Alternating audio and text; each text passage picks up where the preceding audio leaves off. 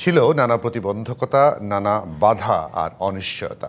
তবে সবকিছুকে পাশ কাটিয়ে একটি উৎসবমুখর নির্বাচনী উপহার দিয়েছে অন্তর্বর্তী সরকার, যাকে ৯১ সালের সাথেই শুধু তুলনা নয়, উপমহাদেশের সবচেয়ে উৎসবমুখর এবং স্বচ্ছ নির্বাচন হিসেবে দাবি সরকারের। তবে ভোট গ্রহণের পরিবেশে স্বস্তির কথা বললেও নির্বাচন কমিশনের কিছুটা দুর্বলতা দেখছেন বিশেষজ্ঞরা।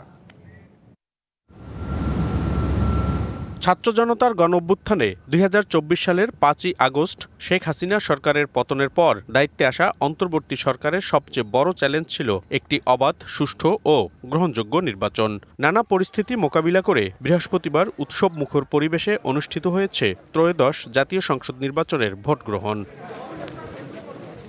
নির্বাচনের দিন নিজের ভোটাধিকার প্রয়োগ করে এই উৎসবকে বাংলাদেশের নবজন্মের সাথে তুলনা করেন প্রধান উপদেষ্টা ডক্টর মোহাম্মদ ইউনূস।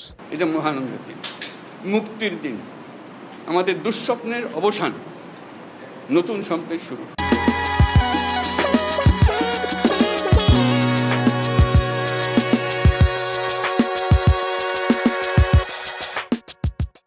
তবে ভোট গ্রহণের পরিবেশে স্বস্তির কথা বললেও ইসির কিছুটা দুর্বলতা দেখছেন নির্বাচন বিশেষজ্ঞ এবং জাতীয় ঐকমত্য কমিশনের সাবেক সদস্য বদিউল আলম মজুমদার।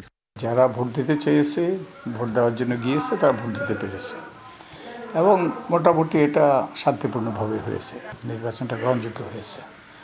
তবে নির্বাচনটা যে সর্বকালের সর্বশ্রেষ্ঠ নির্বাচন হয়েছে এটা বলা যাবে না, কারণ যে এই নির্বাচন কমিশনের শিথিলতার কারণে অনেক ব্যক্তিরা যারা নির্বাচনে অংশগ্রহণ করার যোগ্য নন, তারা কিন্তু নির্বাচনে অংশগ্রহণ করার সুযোগটা পেয়েছেন।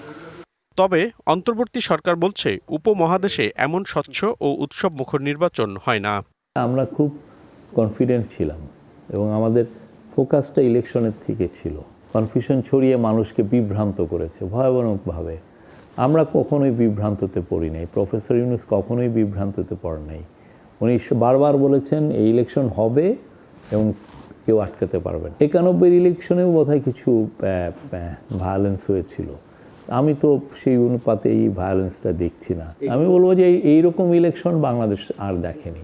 এর চেয়ে ট্রান্সপারেন্ট ইলেকশন বাংলাদেশে আরও সম্ভব হবে কিনা আমি জানি না। এদিকে শপথের পর দ্রুততম সময়েই নতুন সরকারের কাছে দায়িত্ব হস্তান্তর করবে সরকার।